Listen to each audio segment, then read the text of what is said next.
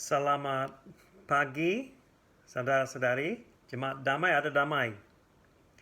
Saya senang bisa sekali lagi menyampaikan firman Tuhan dalam konteks ini walaupun kurang ideal, tapi puji Tuhan bisa belajar firman Tuhan bersama-sama dan menikmati makanan yang ada di dalam firman Tuhan. Sebelum kita mulai, mari kita berdoa. Bapa kami di surga, kami berterima kasih ada kesempatan Tuhan untuk belajar dari firman Tuhan. Tolong menguatkan kami dengan firman ini.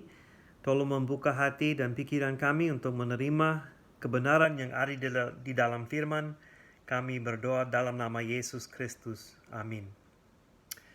Saudara-saudari Bapak Ibu, ada cerita di dalam firman Tuhan yang mana orang Filistin mencuri tabut Tuhan. Dan itu ditempatkan di depan Dagon, dewa mereka di kuil Dagon. Dan esok harinya mereka datang kepada kuil itu dan mereka menemukan bahwa patung Dagon itu jatuh di depan tabut Tuhan. Dan mereka kaget dan mereka mendirikan itu, sekali lagi posisikan itu di dalam posisinya yang tepat dan bingung sedikit, tetapi esok harinya mereka datang lagi dan patung itu jatuh lagi, tetapi kepalanya dan belah tangannya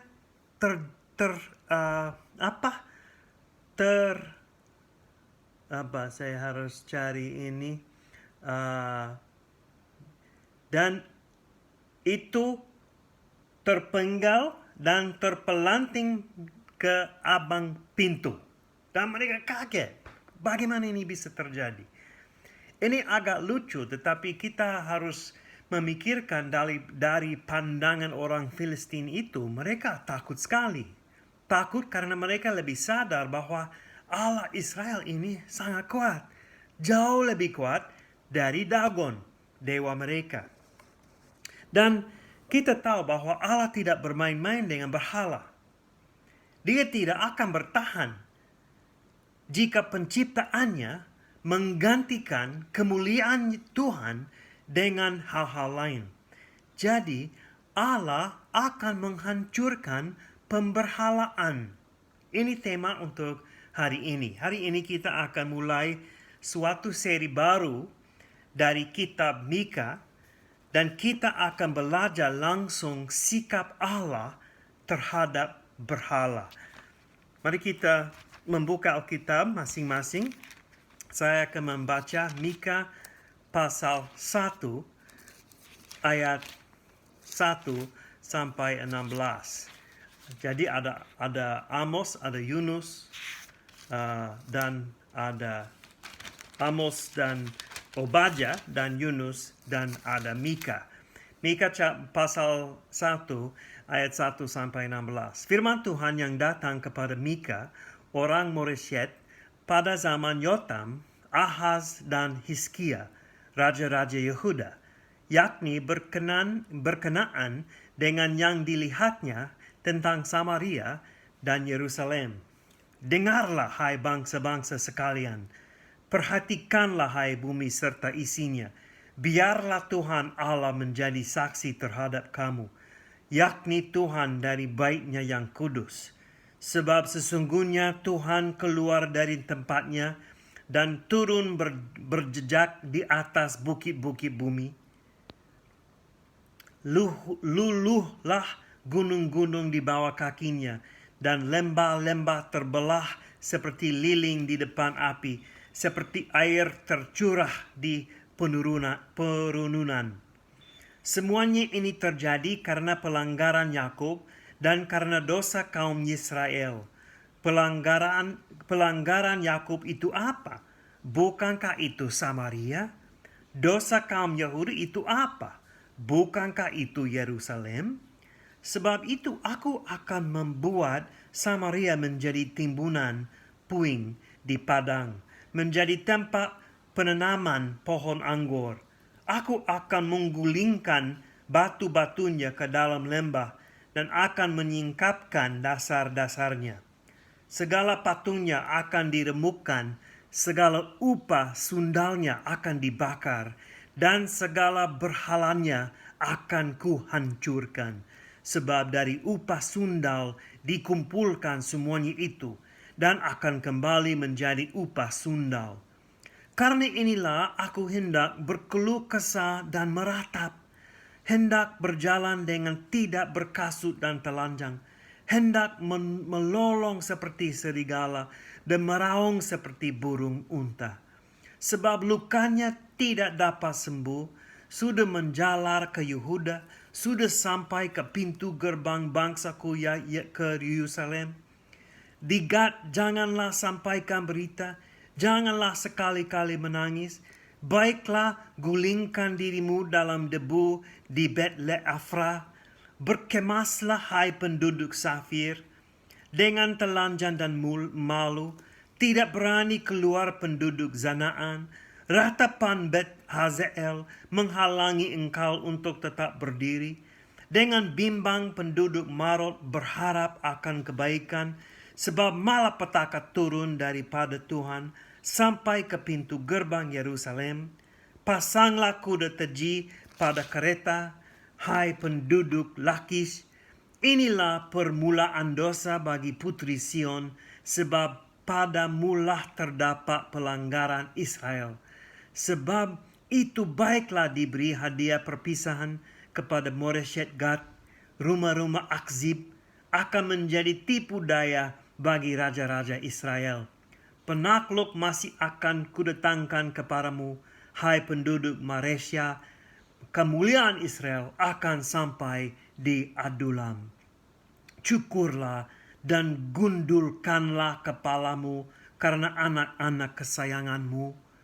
Jadikanlah kepalamu gundul seperti gundulnya burung bangkai, sebab daripadamu mereka akan masuk pembuangan.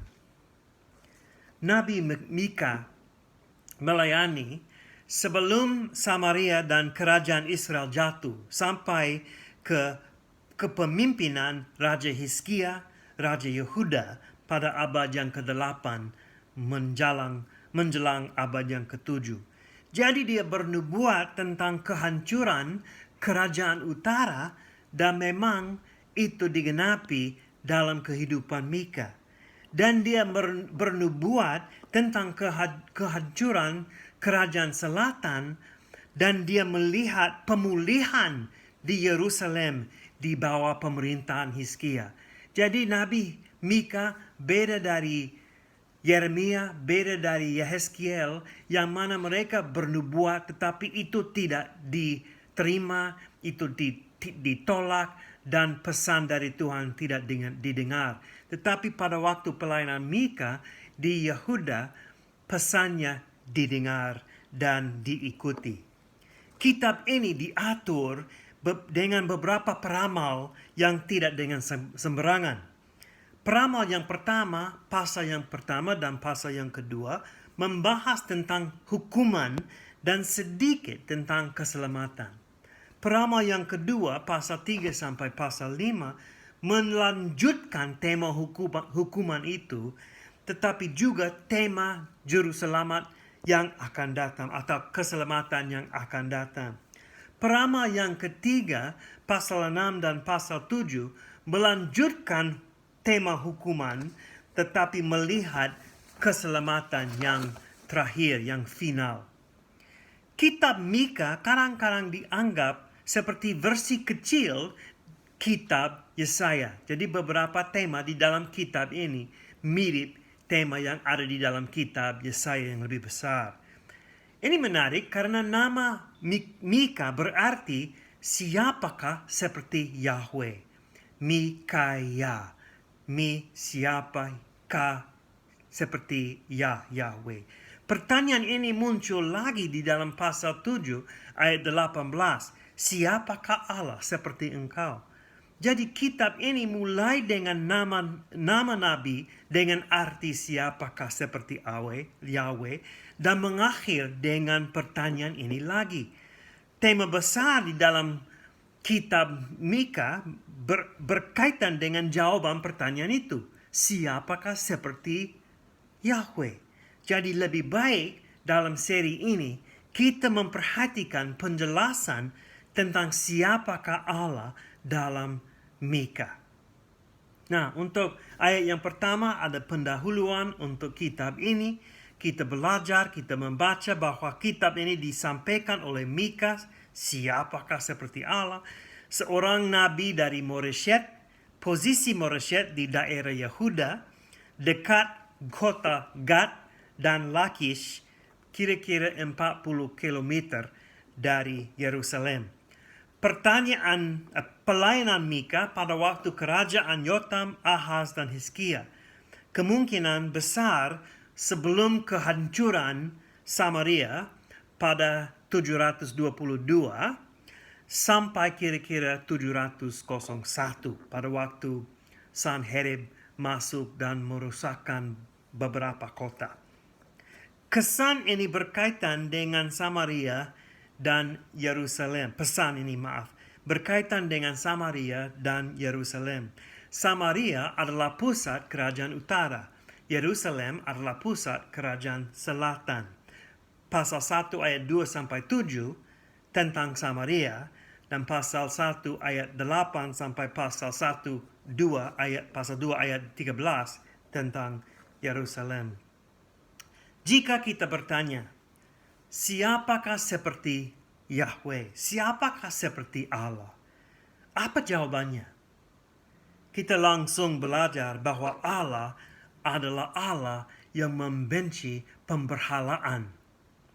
Allah adalah hakim di atas segala bangsa, semua bangsa. Pasal 1, 2, sampai 4. Allah tidak terbatas dengan batasan sosial atau batasan politik sama seperti dewa-dewi lain. Dia adalah Allah alam semesta. Dengarlah, hai bangsa-bangsa sekalian. Hey you, semuanya, dengarlah. Perhatikanlah, hai bumi serta isinya. Jadi ini pengumuman, ini sesuatu yang penting. Dengar dengan baik untuk semua yang ada. Allah adalah hakim dan Allah adalah saksi. Dia disebut Tuhan Allah. Di sini yang berarti Allah yang berdaulat, yang bertakhta. Dan dia bersaksi dari bait suci. Bait suci maksudnya dari surga, di dalam surga. Allah itu yang transcendent, yang jauh dari kita, akan datang untuk menghukum bangsa-bangsa yang menjadi imanen, yang dekat. Dia turun berjejak di atas bukit-bukit bumi. Bukit-bukit bumi atau tempat-tempat yang tinggi mungkin mengacu kepada tempat pemberhalaan.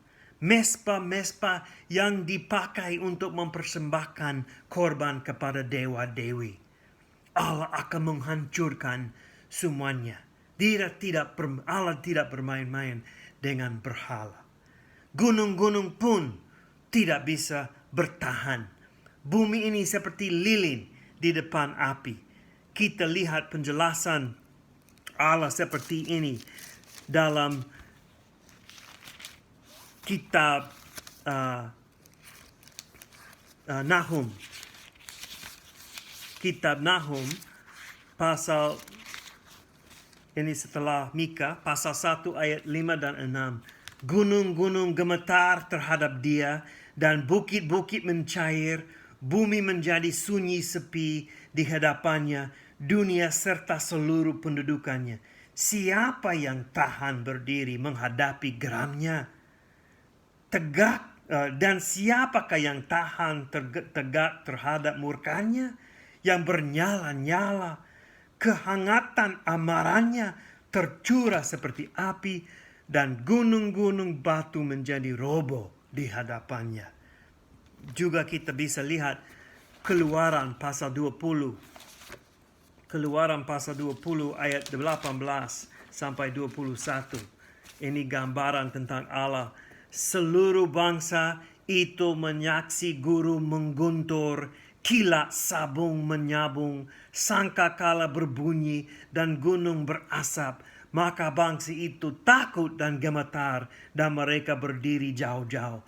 Mereka berkata kepada Musa, "Engkaulah berbicara dengan kami, maka kami akan mendengarkan. Tetapi janganlah Allah berbicara dengan kami, nanti kami mati."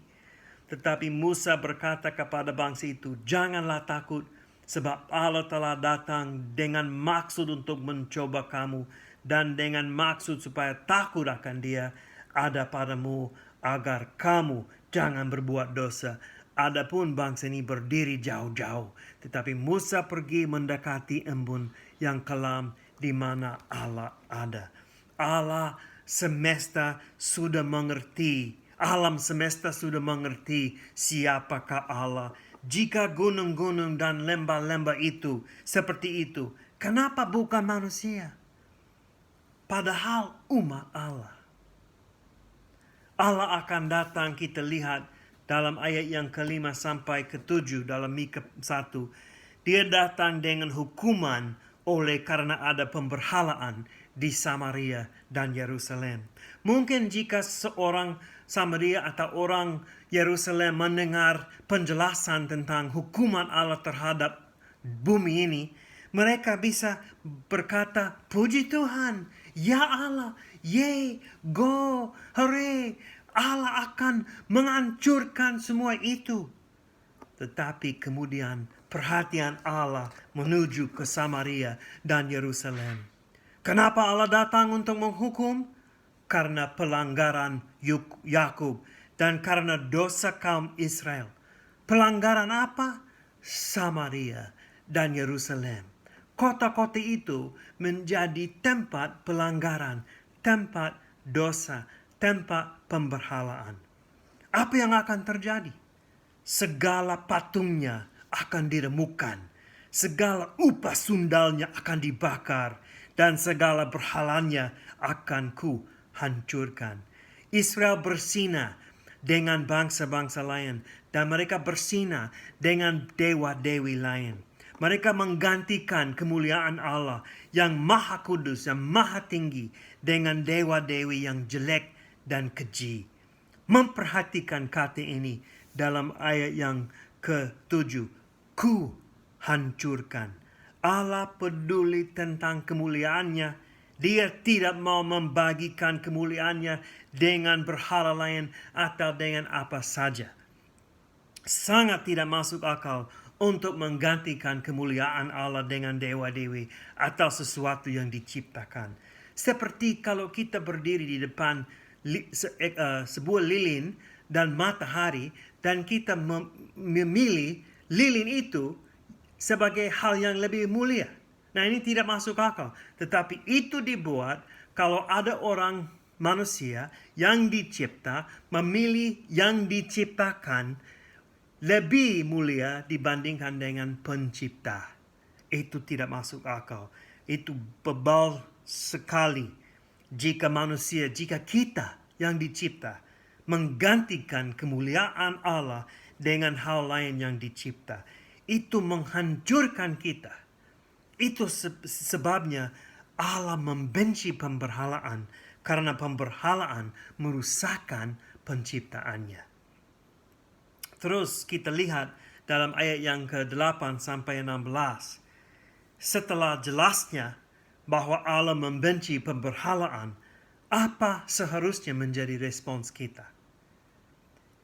Kita lihat respons yang wajar dalam ayat 8 sampai 16. Pemberhalaan dan dosa harus membuat kita berduka cita.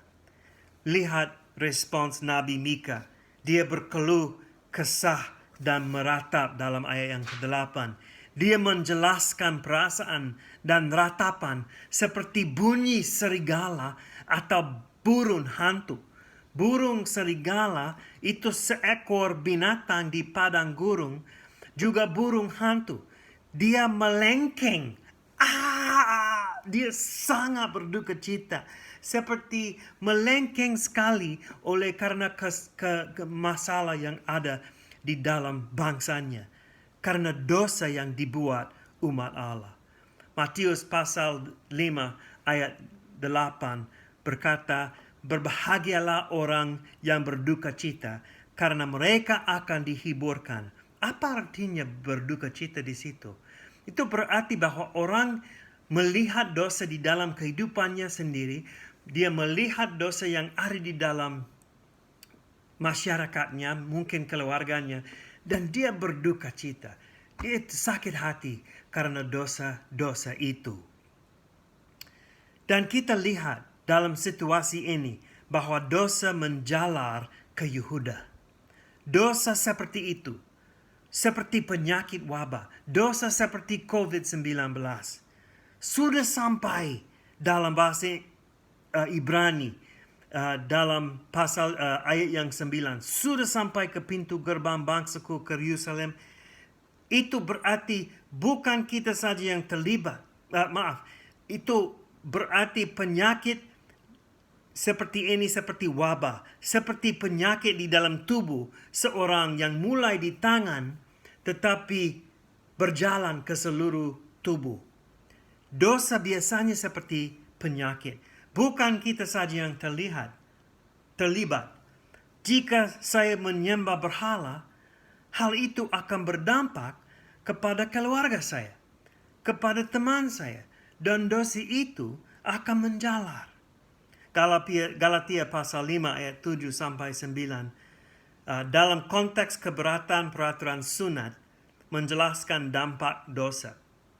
Katanya, dahulu kamu berlomba dengan baik. Siapakah yang menghalang-halangi kamu sehingga kamu tidak menuruti kebenaran lagi? Ajakan untuk tidak menurutinya lagi bukan datang dari Dia yang memanggil kamu. Sedikit lagi sudah menghamirkan seluruh adonan. Dosa seperti itu bisa menjadi seperti wabah. Itu menjalar. Dosa adalah penyakit yang akan mematikan, yang akan menghancurkan. Di dalam ayat yang ke-10 sampai 15 ada daftar beberapa kota yang akan dihancurkan. Posisi kota atau identitas kota-kota ini susah ditemukan. Kebanyakan kota ini dekat dengan kampung halaman Mika. Tetapi yang penting, mereka semua memiliki nama yang berkaitan dengan hukuman. Jadi Mika seperti bermain dengan kata untuk menjelaskan apa yang akan terjadi. Mika mulai dengan satu frase yang dipakai Daud. Setelah Daud dengar tentang kematian Saul dan Yonatan, dia mengatakan, di Gad janganlah sampaikan berita. Sama seperti masa lalu sangat buruk, masa depan Yerusalem akan menjadi buruk lagi. Ada banyak contoh main kata di bagian ini seperti Bet La Efrah berarti rumah debu. Mereka akan gulingkan dirimu dalam debu. Safir berarti kecantikan, tapi mereka akan teladan dan malu. Zaanan berarti tempat keluar, tetapi mereka tidak berani keluar. Bet Hazel berarti rumah pertolongan atau rumah berdiri. Mereka tidak bisa menolong Yerusalem tetap berdiri. Mereka tidak bisa menolong. Marot berarti kepahitan. Pengalaman mereka akan menjadi pahit. Bukan kebaikan, melainkan malapetaka. Lakis dikenal sebagai suatu tempat asal dosa di bangsa itu. Mungkin karena ada bentang yang kuat di situ. Tetapi Lakis harus pasanglah kuda teji, Larekesh. Ini sama seperti Lakish pada kereta. Hal ini sia-sia. Moreset Gad berarti seperti pemilikan. Mereka akan memberikan harta benda ke kerajaan yang akan datang dan tidak milik apa saja lagi. Akzib berarti dusta. Kota ini akan menjadi tipu daya bagi raja-raja Israel. Maresya seperti penakluk, tetapi ada penakluk yang akan merampas mereka. Adulam mengingatkan kita tentang gua yang mana Daud tersembunyi dari Raja Saul dalam 1 Samuel pasal 22. Nama itu muncul lagi karena kemuliaan Israel, yaitu raja dan rumahnya akan berlari ke tempat tersembunyi. Jadi, semua daerah di sekeliling Yerusalem akan dihancurkan. Dan memang betul, pada waktu Sanherib masuk, yaitu Raja Asyur, dia merusakkan semua kota itu. Untuk semua dosa-dosa ini dan hukuman yang akan datang, hanya satu respons yang wajar: merendahkan diri, mempermalukan diri. Itu yang dibuat dalam ayat yang ke-16. Cukurlah dan gundulkanlah kepalamu. Itu adalah tanda respons ratapan atau duka cita. Itu suatu sakit hati yang ekstrim sekali sampai perempuan cukur rambutnya. Ada yang kira ini bersimbolis untuk kematian. Tetapi ada situasi yang akan terjadi di Yerusalem yang akan menyebabkan duka cita yang sangat dalam, yang sangat mengerikan. Karena anak-anak yang disayangi akan diambil dan mereka akan masuk pembuangan. Nah, di dalam teks seperti ini, siapakah Allah? Allah adalah hakim yang tertinggi dan yang terakhir. Allah adalah raja yang berdaulat, yang terlibat dalam alam semesta ini dan akan menghukum dosa. Allah bukan seperti yang digambarkan di dalam banyak jemaat. Tidak apa-apa jika kita berbuat dosa. Allah bukan seperti itu. Allah sangat memperhatikan jika manusia menggantikan kemuliaannya dengan hal-hal lain. Dan setiap kali ada dosa di dalam kehidupan kita, ada kerinduan yang di luar Yesus Kristus, ada kemauan yang di luar Kristus Yesus, itu sama seperti pemberhalaan. Allah adalah Allah yang cemburu, dan itu wajar karena hanya Dia layak disembah. Kita juga diingatkan bahwa Allah membenci pemberhalaan. Pemberhalaan adalah pencobaan untuk merendahkan Allah atau menjinakkan Allah, membuat Allah sesuai dengan pikiran kita. Allah di luar pikiran kita. Itu yang dikatakan Roma pasal 11. Di luar pikiran kita. Yesaya juga mengatakan bahwa pikiran Allah jauh lebih tinggi dari pikiran kita. Tindakan Allah jauh lebih tinggi dari tindakan kita. Tetapi dalam Roma pasal 1 ayat 25 mengatakan sebab mereka menggantikan kebenaran Allah dengan dusta dan memuja dan menyembah makhluk dengan melupakan penciptaannya yang harus dipuji selama-lamanya. Jadi ini yang terjadi sekarang. Ini yang terjadi di dunia, dan maaf, ini yang terjadi seringkali di dalam jemaat. Dalam Matius pasal 3, saya tidak akan ambil waktu untuk membaca, tapi sudah dibaca tadi. Matius pasal 3 ayat 1 sampai 12, Yohanes membaptis dan dia melihat orang Farisi datang dan dia seperti mengingatkan mereka, Allah tidak bermain-main. Jangan datang dengan sikap yang tidak serius karena pohon itu sudah akan dipotong. Karena Allah tidak bermain dengan pemberhalaan. Apa yang direncanakan oleh Allah dengan anaknya Yesus Kristus yang disalibkan, apakah itu memperhatikan betapa besarnya benci Allah terhadap dosa dan kejahatan pemberhalaan? Sampai Yesus yang tidak pernah berbuat dosa, seperti 2 Korintus pasal 5 ayat 21, dia menjadi dosa. Pengorbanan itu dari Allah bagi kita besar sekali. Pengorbanan besar karena dosa-dosa itu besar. Allah tidak bermain dengan pemberhalaan. Apakah kita tetap pegang berhala kalau begitu? Bagaimana perasaan kita jika melihat orang lain yang menyembah berhala dan tidak memperhatikan firman Tuhan? Apakah hati kita sakit?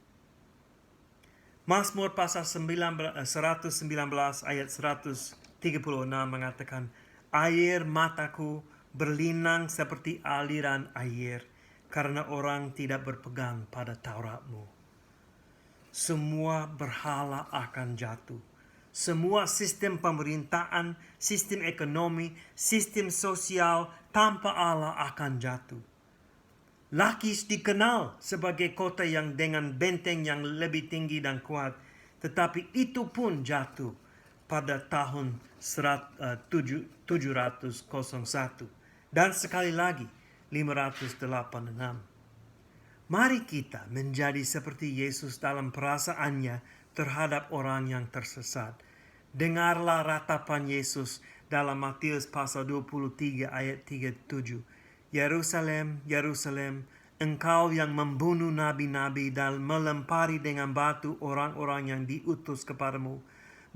Berkali-kali aku rindu mengumpulkan anak-anakmu, sama seperti induk ayam mengumpulkan anak-anaknya di bawah sayapnya, tetapi kamu tidak mau. Yesus melihat orang banyak itu dan hatinya terkesan karena mereka terhilang. Mereka seperti domba tanpa gembala. Apakah hati kita seperti itu? Pada waktu kita melihat anak-anak bermain di jalan, mereka tidak ada di gereja, mereka tidak kenal Yesus Kristus sama sekali. Bagaimana hati kita? Apakah kita berduka cita oleh karena mereka? Apakah kita berduka cita oleh karena ada dosa di dalam kehidupan kita? Apakah kita berduka cita karena ada dosa di dalam jemaat kita atau di dalam keluarga kita, masyarakat kita? Allah membenci pemberhalaan. Bagaimana sikap kita? Lihatlah salib Yesus dan kita akan mengerti betapa besarnya dosa-dosa, betapa besarnya benci Allah terhadap dosa-dosa, sampai Dia mengutus anaknya untuk menjadi pengorbanan yang terakhir. Allah membenci berhala, membenci dosa, tetapi Dia Allah yang mau menyelamatkan kita. Itu kenapa Dia mengutus anaknya. Jangan seperti orang-orang seperti sudah mendengar pesan itu dan berbuat dosa terus. Itu seperti menginjak salib Yesus di bawah kaki. Mari kita hidup dalam panggilan itu, dalam kasih yang luar biasa dari Tuhan itu, sampai kita berduka cita oleh karena dosa, dan kita oleh karena itu mau mendekati Allah yang Maha Kudus. Mari kita berdoa. Bapa kami di surga, kami berdoa supaya kami bisa menjadi orang yang setia terhadap Tuhan dalam Yesus Kristus. Kami tahu bahwa di luar Kristus tidak ada pengampunan, tidak ada keselamatan. Tetapi dalam Yesus Kristus kami boleh berdiri dan hidup sesuai dengan keinginan Tuhan untuk kami. Dan tolong kami membenci pemberhalaan sama seperti Allah. Tolong kami ikut karakter dan sifat Allah. Dan kami bersyukur karena Allah sampai mengutus anak Yesus Kristus untuk menjadi pengorbanan yang terakhir, supaya kami tidak lagi menyembah berhala, tidak lagi berfokus kepada hal-hal lain, tetapi kehidupan kami berfokus kepada Yesus Kristus. Tolong menguatkan kami, memberkati kami dalam firman ini, supaya kami bisa menerapkan firman ini dalam kehidupan kami. Kami berdoa dalam nama Yesus Kristus. Amin. Tuhan memberkati.